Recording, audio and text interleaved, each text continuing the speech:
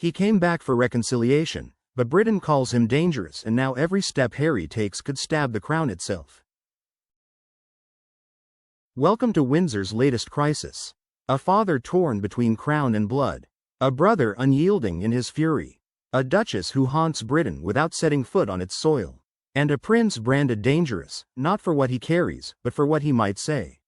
Will they meet? Should they meet? And if they do, who stands to bleed?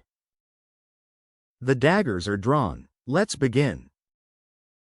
The word itself, dangerous, hung in the air like a curse. It was not whispered by critics in online forums or anonymous tweets. It came from commentators who have covered the royals for decades, people who understand the institution's fragility. He's dangerous, they said of Prince Harry's return, and the phrase cut deeper than any headline about reconciliation or reunion. But what makes him dangerous? Not his presence, not his security detail, not even his outspoken American wife. What makes Harry dangerous is his unpredictability, his proven record of turning private words into public weapons. As one exasperated insider put it, "Are you going to have Harry in a room, talk to him, and then watch it all revealed on the news in America?"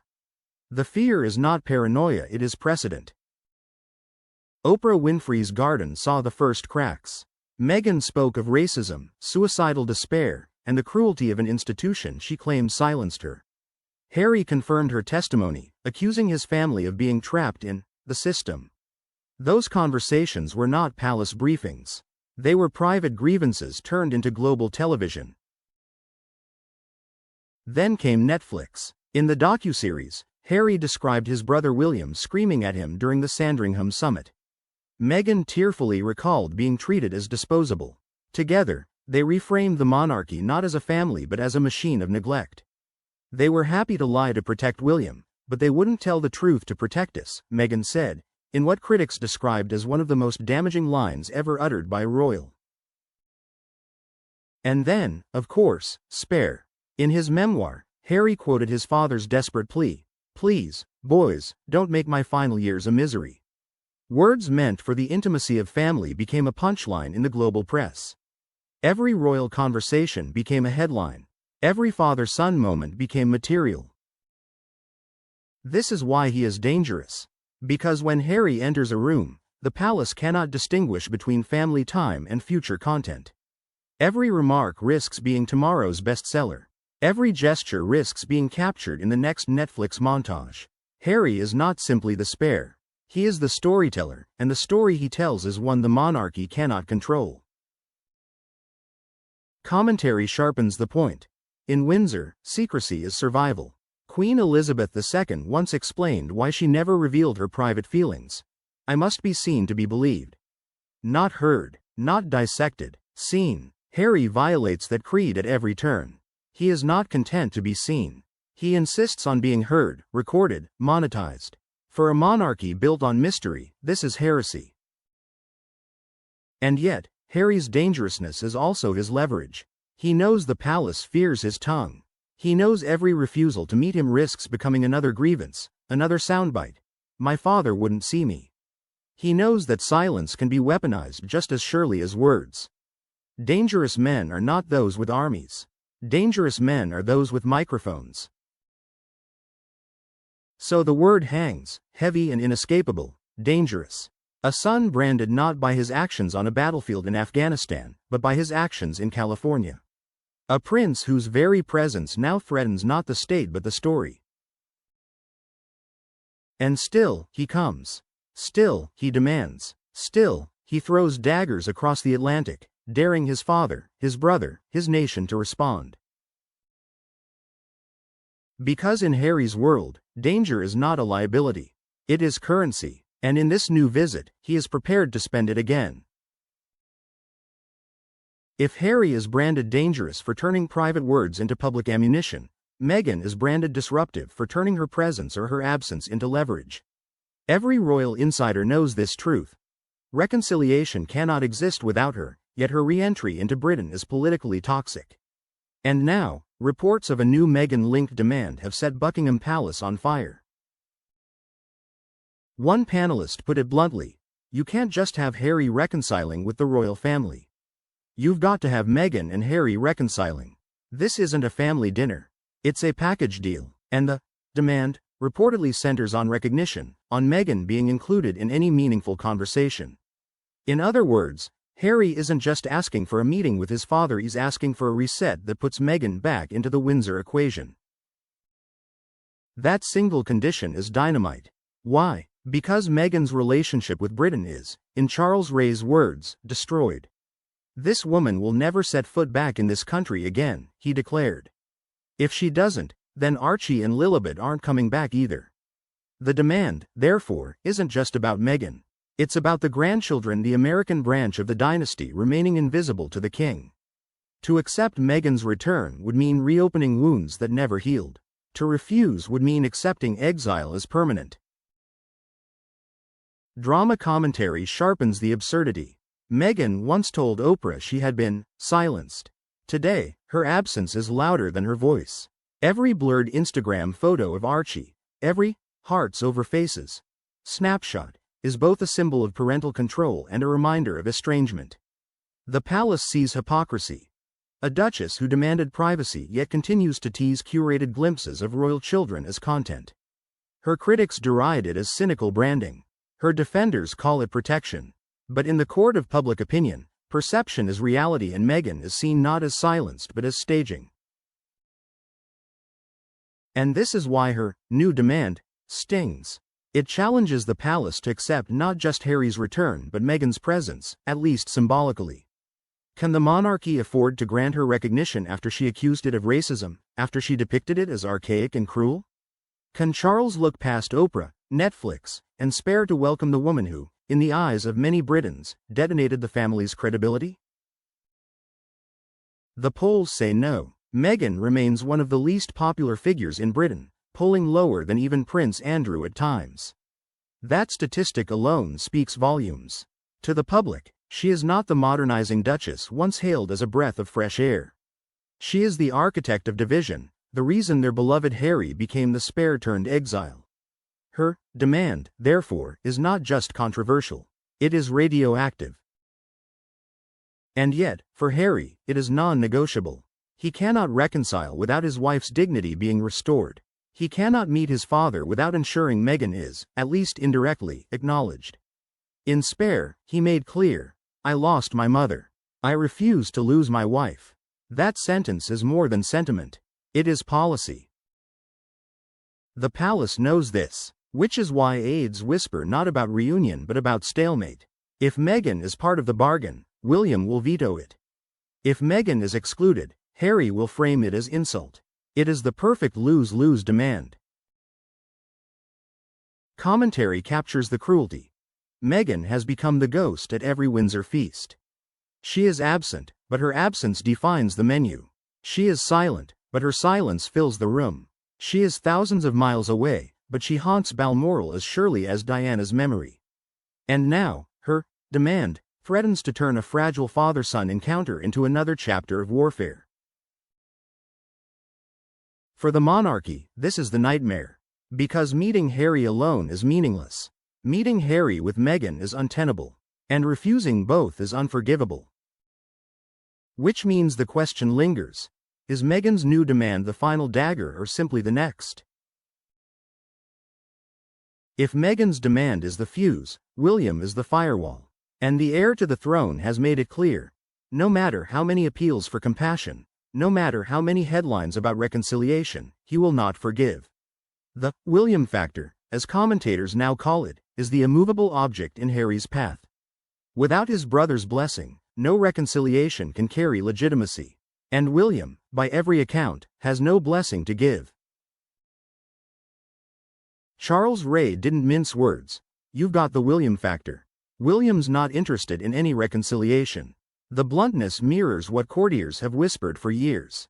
William is not merely indifferent. He is adamant. He has drawn his red line in stone, and crossing it would mean betrayal not just of him, but of the crown he is destined to inherit. Why such fury? It is not one grievance but many, layered over time. Harry's memoir Spare portrayed William as a bully, recounting an alleged physical altercation in which William shoved him during a row over Meghan. Harry even recalled William calling her difficult and rude Words Harry turned into proof of prejudice. William, for his part, was painted as the cold heir, complicit in the institution's silencing of his brother. But spare was not the first cut. In Oprah's garden, Harry and Meghan's revelations implicated not only the firm, but the family, leaving William to shoulder the weight of suspicion. In the Netflix series, Harry described him screaming during the Sandringham summit, while Meghan recounted slights from Catherine, now Princess of Wales.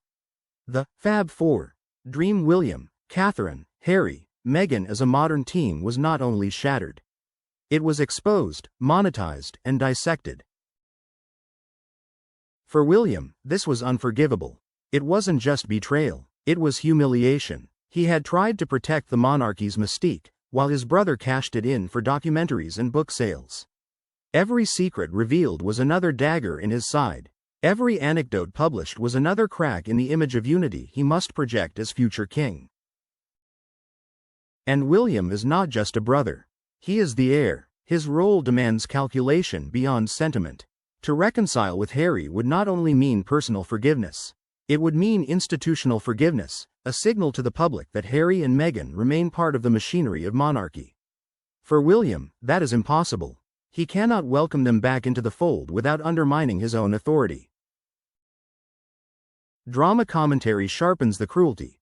William must treat his brother not as blood but as liability. The heir cannot indulge the spare.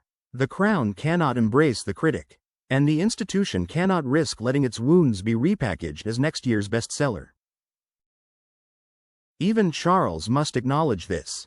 As Ray reminded viewers, the first person the king will speak to is William. No question about that. This is not sentiment, it is succession. The king must prioritize the heir who will carry the crown forward, not the son who walked away. In practice, that means William's red line becomes Charles's red line too. And what of Catherine? Her role may be quieter, but her presence is just as decisive. The infamous bridesmaid dress spat with Meghan, revealed and re-revealed in contradictory versions, remains a festering wound. At Queen Elizabeth's funeral, cameras caught Catherine's frosty expression near Meghan, a glance analyzed in slow motion by tabloids worldwide. If William is immovable, Catherine is unyielding. The red line is not his alone. It is theirs. Commentators frame it as inevitability. One aide confessed to the Times, William and Harry will never reconcile. Not after Spare, not after Oprah, too much has been said. This is not pessimism, it is policy. Which brings us back to the larger risk. Even if Charles wants to meet Harry, even if he risks Meghan's demand, William's refusal hangs like a veto. To defy the heir is to gamble with the monarchy's continuity. To appease the spare is to alienate the future. And for a king battling illness and legacy, that gamble is unthinkable. Thus, William's red line is not just personal anger. It is institutional armor. It shields the crown from Harry's dangerousness, from Meghan's demands, from the public's suspicion. But it also traps the monarchy in stalemate. For as long as William refuses, reconciliation is not just unlikely, it is impossible. Drama commentary distills the dilemma. Harry may wield microphones, Meghan may wield demands, Charles may weigh compassion against duty, but William wields the throne. And in this family, the throne always wins. Which sets the stage for the king's cruelest dilemma yet: to act as father or to act as monarch. We turn to Charles's gamble, the impossible balance between crown and blood, duty and love. Every king faces gambles, wars, alliances, treaties, but Charles's most dangerous gamble isn't with Parliament, foreign governments, or hostile armies. It is with his own blood. To meet Harry is to risk the crown. To refuse Harry is to risk his conscience. And in this high-stakes game, there is no winning hand. Charles is a man caught between two identities. On one side, he is father, the aging parent of an estranged son, battling cancer, knowing time itself is an enemy. On the other, he is king, custodian of an institution that must outlive him, bound by tradition, duty, and the unyielding expectations of his people. The gamble is whether he can be both at once. Harry's memoir Spare immortalized Charles's private desperation in one haunting line. "Please, boys, don't make my final years a misery." That plea was not meant for printing presses. It was not meant for Netflix clips or Oprah's stage. It was meant as a father's cry to two sons who could not be reconciled. And yet here it is, bound in hardback, dissected by pundits, replayed as proof of fracture. For Charles, every word spoken in private now risks becoming a permanent scar in public. But illness changes the math. Commentators have speculated that Charles's cancer diagnosis may soften his resolve. One panelist put it plainly: the father's illness may be the one thing that can break the ice. A man staring at mortality may crave the comfort of family, even a fractured one. A father counting the years may decide that forgiveness, however fragile, is worth the risk. And yet, monarchy is merciless. Compassion is not free. Every gesture of forgiveness carries political cost. Polls show that 73% of Britons oppose a meeting. William, the heir, stands firm in refusal. Meghan, across the Atlantic, looms as the uninvited but unavoidable participant in any reconciliation. To meet Harry may soothe the heart, but it could sabotage the crown. Charles Ray framed the dilemma starkly. "I can't see any way forward for either of them. The trust deficit is too great, the wounds too deep, and yet, not meeting Harry also sends a message that the rift is permanent, that the father has abandoned the son, that the monarchy itself has no space for compassion." This is the essence of Charles's gamble.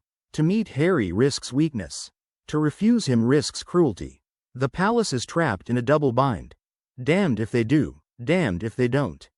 And Charles knows that every choice he makes will not be judged as a father's decision but as a monarch's decree. Drama commentary sharpens the knife. Charles is gambling not only with optics but with legacy. If he meets Harry and is betrayed again through another memoir, another Netflix confessional, it will stain his reign as naivety. If he refuses to meet Harry altogether, it will stain his reign as heartlessness. In either case, history will remember him as the king who could not reconcile his family. And yet, Charles has always been a gambler in matters of the heart. He gambled by pursuing Camilla when the world adored Diana. He gambled by marrying Camilla when many still despised her. Both gambles, in time, paid off. Camilla is now queen consort, her reputation rehabilitated. Might he gamble once more, hoping history will again vindicate him? But there is a crucial difference. Camilla never wrote a memoir. Camilla never sat on Oprah's couch. Camilla never signed a Netflix contract. Harry and Meghan have already weaponized every interaction. To gamble on them is to risk not only betrayal but monetized betrayal, broadcast betrayal. Betrayal available in 6 episodes on demand. Which is why Charles hesitates. He is not only a father seeking peace. He is a king protecting the crown. His gamble is not about love. It is about survival. Commentary distills the paradox. Charles cannot separate the man from the monarch. Every fatherly instinct must be measured against the institution. Every personal desire must be balanced with national expectation. He wants to embrace his son. He must protect his crown. The gamble is choosing which wound hurts less. And so the question lingers, unanswered. Will Charles risk his crown to soothe his heart? Or will he harden his heart to save his crown? Because in Windsor, compassion is costly. And cruelty, however bitter, is always cheaper.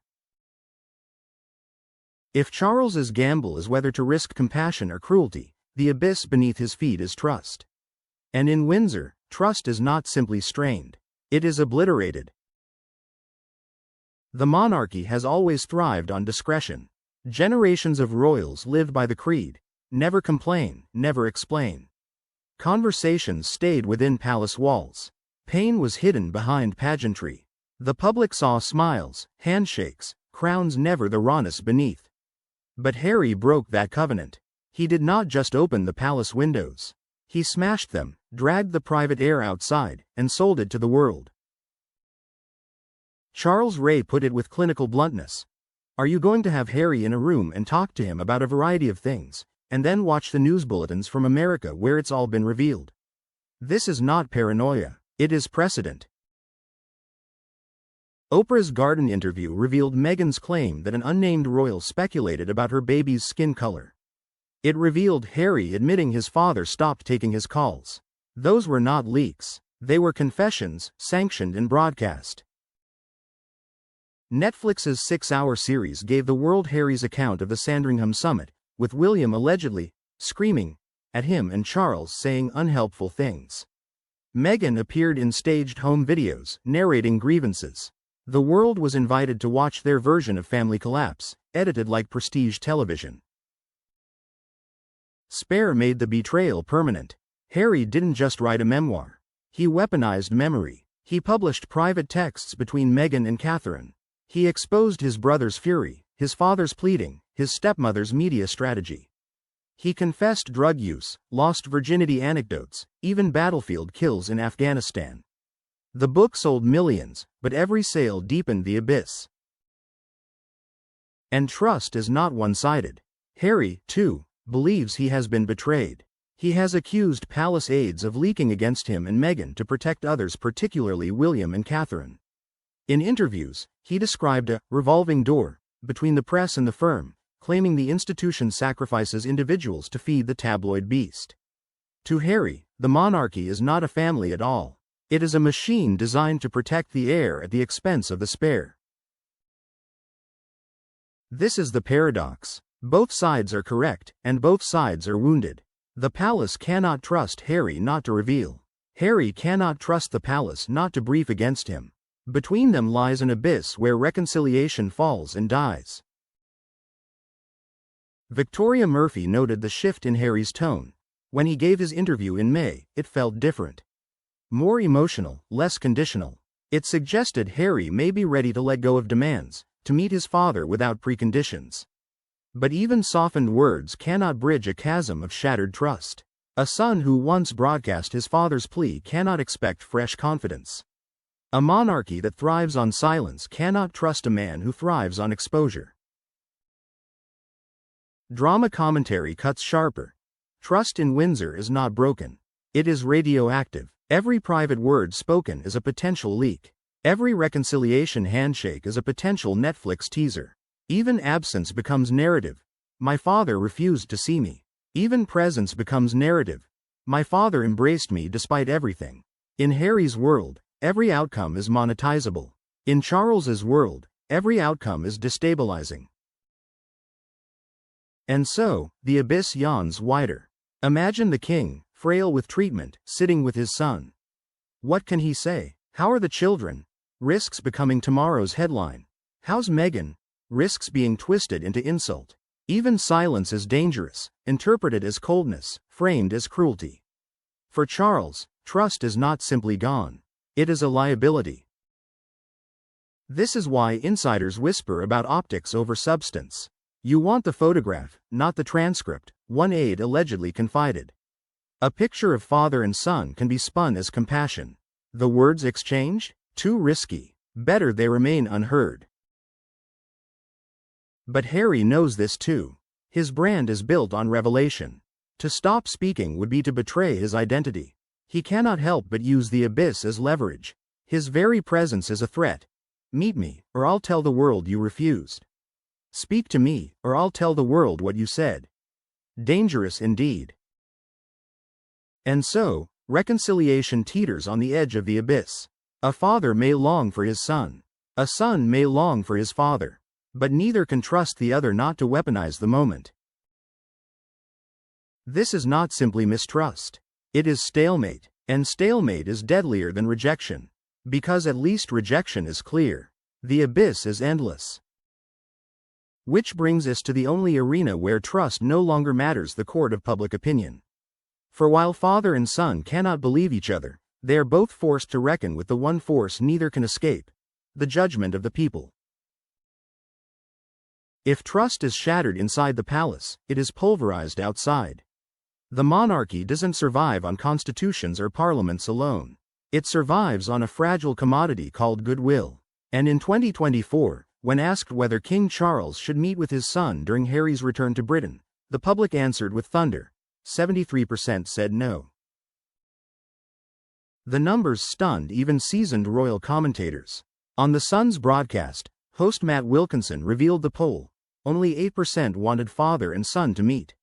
19% said, maybe if Harry makes more effort first. But nearly 3/4 rejected the idea outright. I'm surprised by that, admitted Victoria Murphy, though she quickly noted that it aligned with broader polling trends. It reflects what we see more generally. William, Kate, and the King are still popular. But Harry and Meghan are polling really low. This is the cruel turnaround of the century. In 2017, Harry was the most beloved royal, sometimes even surpassing the Queen in approval ratings. He was Diana's boy, the soldier prince, the cheeky spare with heart. Today, he hovers at the bottom of favorability charts, often alongside Meghan, who sometimes polls lower than Prince Andrew, a man disgraced by scandal. The symbolism is staggering. The public would rather forgive Andrew than Meghan. Drama commentary sharpens the irony. Sympathy once crowned Harry, the boy who walked behind his mother's coffin, the veteran who served in Afghanistan, the prince who built the Invictus Games. He was their golden son. But sympathy has an expiration date, especially when monetized. Every Oprah interview, every Netflix series, every memoir signing chipped away at the reservoir of affection. By the time Spare hit the shelves, the boy who once symbolized vulnerability was recast as a man exploiting grievance for profit. Meghan's fall was faster. Initially, she was celebrated as modern, biracial, American, a symbol of change. But every step since has fed a different narrative. The tiara disputes, the bridesmaid tears, the accusations of bullying aides, the California rebrand. Her projects, from Spotify podcasts to Netflix lifestyle shows, have been framed less as cultural contributions and more as cashing in. Her demand for privacy, critics argue, has been contradicted by her endless performance of curated intimacy. And so, her popularity has sunk lower than any Windsor since the abdication. Charles Ray captured the mood succinctly. I don't meet anyone who thinks Harry should be welcomed back. The anecdote aligns with the statistics. Britain has turned, and once public mood hardens, it becomes iron. The generational divide complicates matters. Younger Britons are more sympathetic to Harry and Meghan, more skeptical of the monarchy itself. Older Britons, the monarchy's core constituency, are fiercely loyal to William, Catherine, and Charles. For the king, this makes reconciliation even riskier. To embrace Harry risks alienating the demographic that props up the institution. To refuse him risks looking cruel to the younger audience already drifting toward republicanism. Either choice bleeds support. Drama commentary makes the stakes brutal. Harry may need reconciliation more than Charles does.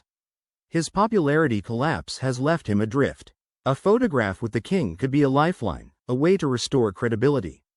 But for Charles, compassion could be poison. 73% have spoken, and kings ignore the mob at their peril. And yet, polls are not everything. Anecdotally, some Britons still voice a longing for reconciliation. Murphy herself noted, there is a mood toward wanting some kind of reconciliation, but it's not showing up in the polls. Perhaps the heart whispers what the numbers do not. But monarchy does not gamble on whispers. It gambles on optics, and the optics are merciless. For William, the poll results are vindication. His refusal to forgive aligns with the public's verdict. For Meghan, they are condemnation, proof that her path back into Britain is blocked by more than palace doors, it is blocked by the will of the people. For Harry, they are humiliation. A once beloved prince now rendered persona non grata by those he once symbolized. And for Charles, they are chains. He cannot meet Harry without defying 3/4 of his subjects. He cannot refuse Harry without confirming his cruelty. Once again, the gamble ends in stalemate. Thus, the verdict is not just numbers. It is a sentence. The public has spoken. Reconciliation is unwanted. And in monarchy, what the people refuse becomes reality. Which leads inevitably to the next act of this saga, the California stage, where Meghan continues her rebranding, Harry clings to visibility, and the Sussexes seek survival outside Britain's rejection. If the UK has slammed the door, California has cracked a window. And through that window comes a new act, with love, Meghan. While Britain slams the door with 73% rejection, California has opened a window wide, sun-drenched, and heavily curated. Meghan Markle may be unwelcome in Windsor, but in Montecito she is the star of her own stage. And that stage is filled with Instagram posts, lifestyle ventures, and the flagship project of her Netflix deal. With love, Meghan. On paper, the series was meant to be a rebirth. Gone were the royal feuds, the icy funerals, the bombs dropped in Oprah's garden. Instead, the Duchess appeared in gleaming kitchens, cooking simple recipes, talking about flower petals, smiling serenely into cameras. This was not Meghan the disruptor. This was Meghan the homemaker, the approachable California guru. But ratings betrayed the facade.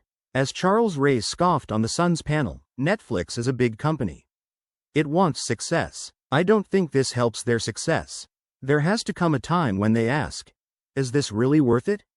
Unofficial figures placed with love, Meghan 134th globally and 48th in its category, a humiliating drop for a woman whose brand was once valued in the tens of millions. And yet, Meghan laughed it off. Asked about criticism, she quipped that people were mocking her while she was just making a skillet pasta. That shrug was both armor and weapon. To her fans, it showed resilience, a duchess unfazed by negativity. To her critics, it confirmed aloofness, a woman dismissing serious backlash with a recipe. Drama commentary cuts deeper.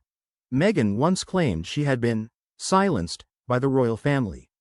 Yet with full freedom in California, the voice she chose was one of lifestyle branding, soft, neutral, inoffensive. No more raw accusations of racism. No more talk of suicidal despair. Instead, pasta, flowers, positivity. The Duchess who once promised to disrupt the monarchy now sells curated calm. Even her Instagram tells the tale of contradictions.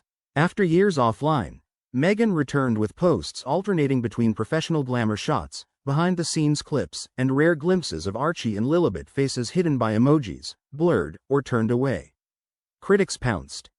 It's pointless having them on screen with little gray hearts cut out, Ray complained. Supporters countered that it was parental prudence, not hypocrisy. But either way, the images reignited the very debate Meghan claims to despise. Her control over what is seen, and what is withheld. And control is the through line of California. Meghan and Harry walked away from the firm, insisting they wanted privacy. But in truth, as Ray once said bluntly, they didn't want privacy. They wanted control. Every project Spotify, Netflix, Archwell reflects that desire to curate narrative. No palace aides, no courtiers, no crown protocols. Just Meghan and Harry deciding what the world gets to see. The irony, of course, is that the very control they prize undermines their credibility. When ratings collapse, when contracts dry up, when critics mock jam jars and blurred family photos, the couple looks less like pioneers of independence and more like exiles struggling to sustain a brand. Bill Simmons of Spotify captured the sentiment with vulgar honesty, calling them effing grifters. It stung not because it was crude, but because it resonated. And yet, Meghan remains unavoidable. Even when mocked, she dominates headlines. Even when her shows underperform, they're dissected endlessly. As one commentator sighed, never has there been someone written about so much, and a show watched so little. That paradox is her power. She does not need viewers to stay relevant. She only needs conversation. Drama commentary distills the contrast. Britain has rejected her. California indulges her. The palace sees her as liability. Netflix sees her as a gamble. The press sees her as fodder. And the public split between fascination and fatigue cannot look away. Meghan may not win approval, but she wins attention.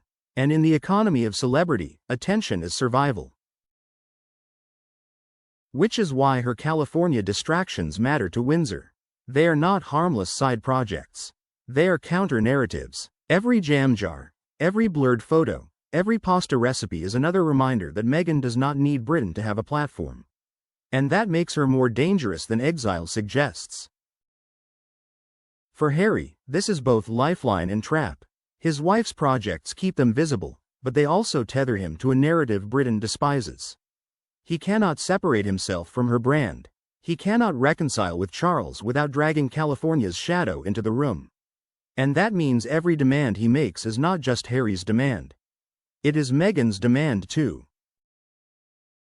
So while Charles contemplates whether to meet his son, the Duchess is filming, posting, curating, turning absence into presence, rejection into performance. She may never set foot in Britain again, as Ray predicted, but she doesn't need to.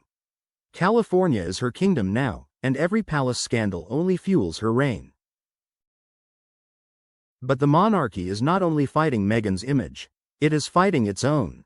Because whether Harry and Meghan succeed or fail in Hollywood, the British press will spin every move into a weapon. And in this war of narratives, the optics matter more than the truth. Which takes us to the next battlefield, media optics and leverage. For in Windsor, even silence becomes scandal. In the royal world, truth is never absolute. It is packaged, photographed, and spun until perception matters more than reality. A reconciliation meeting or the refusal of one is not about the conversation itself. It is about the image, the leak, the soundbite. Media optics are not a byproduct of monarchy. They are its bloodstream. And when it comes to Harry's return, optics are leverage. Royal insiders admit as much. One aide whispered to the Times, "You want the photograph, not the transcript." A picture of Charles and Harry together, however fleeting, could be framed as compassion, stability, continuity. The actual words spoken? Too risky. They might leak, twist, or weaponize into another Netflix headline. But in the realm of optics, silence can be just as potent as speech. Charles Ray crystallized the fear.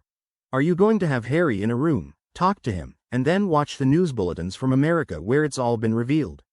For the monarchy, this is not speculation. It is precedent. They have already watched their most private exchanges turned into Oprah soundbites, Netflix montages, and spare chapters. Every interaction is a potential betrayal. But here lies the paradox.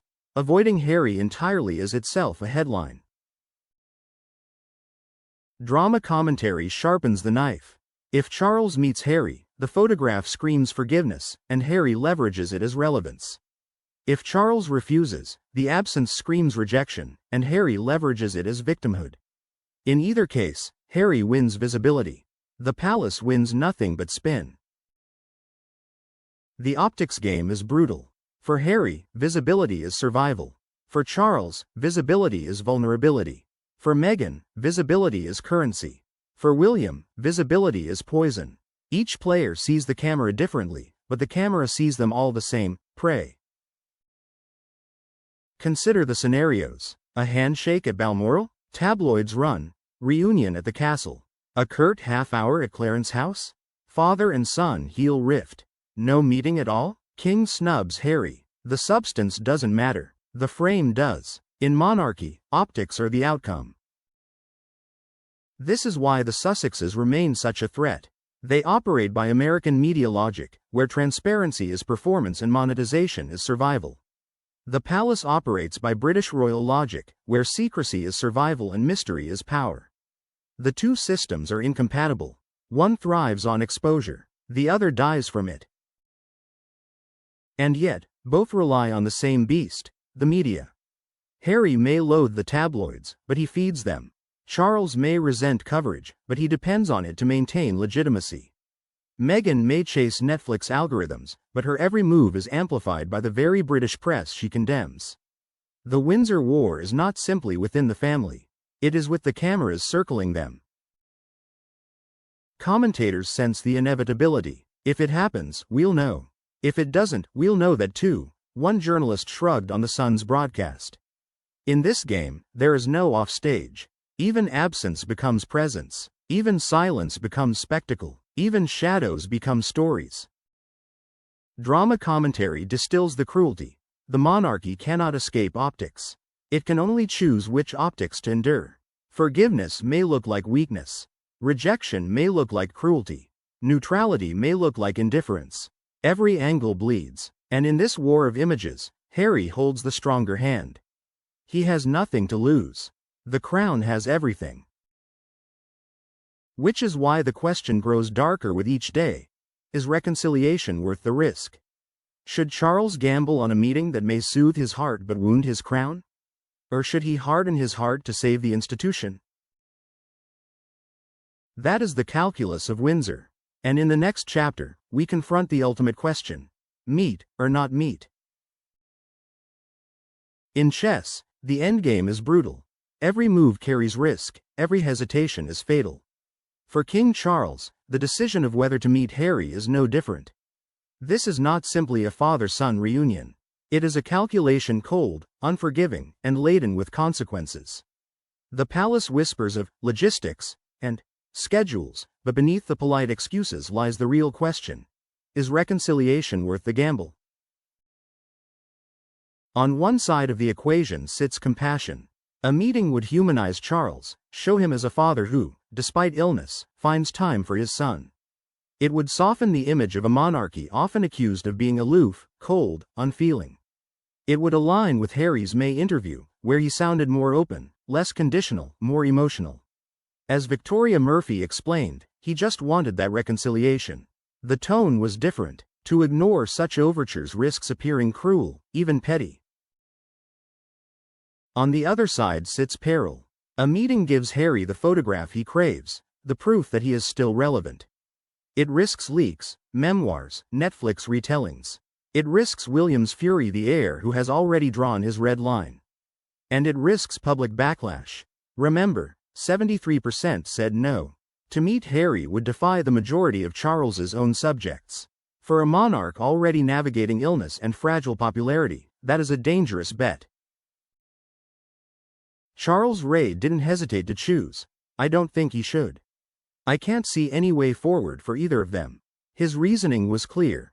The trust issue is irreparable, the Meghan factor unsolvable, William immovable.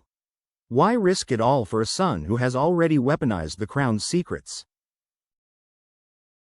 And then comes the apology problem. Many commentators believe Harry must say sorry first for Spare, for Oprah, for the leaks. The first thing Harry has to do if he sits down with his father is say sorry, one panelist declared. But another retorted, Harry has more to apologize for than the king. The stalemate is obvious. Each side waits for contrition. Neither will give it. Without apology, any meeting is theater. With apology, any meeting is confession. Drama commentary sharpens the noose. Compassion costs Charles his crown. Cruelty costs Charles his soul. Every option bleeds. The calculus deepens with Meghan. To meet Harry without her risks being framed as exclusion. To meet Harry with her risks inflaming William and enraging the public. Charles Ray put it plainly. You cannot have reconciliation with just Harry alone. He's got a family in America. Unless Meghan is included, it means nothing. And yet, Meghan's return is politically impossible. The paradox tightens. Even illness, which might have softened Charles's heart, complicates matters. A meeting framed as, the king makes time despite cancer, could evoke sympathy. But it could just as easily look like exploitation, Harry squeezing time from his father's frailty for optics. Compassion weaponized becomes vulnerability exposed. So what is the least dangerous choice? Refuse a meeting, and Harry will tell the world, my father wouldn't see me. Meet privately, and Harry still holds leverage. My father and I spoke, but it must remain private. Meet publicly, and every photo becomes a headline. Reunion at Balmoral, King forgives, heir betrayed. This is the risk calculus. No path is safe. Every move is checkmate. Commentary distills the paradox. The Windsor family cannot afford reconciliation, but it cannot afford rejection either. To meet is to risk betrayal. To refuse is to confirm estrangement. To stall is to look cowardly. Every outcome is loss. Which is why courtiers repeat the one line that has become mantra, never say never. Because in monarchy, impossibility is always imaginable, and speculation itself is part of the spectacle. So does Charles meet Harry? Perhaps. Does he refuse? Perhaps. In truth, the decision may matter less than the narrative spun around it. Because reconciliation here is not resolution. It is performance. And performances in Windsor are judged not by the actors but by the audience. Thus the gamble remains unwaged. The daggers remain drawn. The king hesitates on the edge of the board, calculating whether one final move is worth the cost. And the world watches, knowing that whatever choice he makes, the story is already written. Another chapter of Windsor, another act of betrayal, another gamble lost. Right finger subscribe now because the next act in the royal drama is already being written.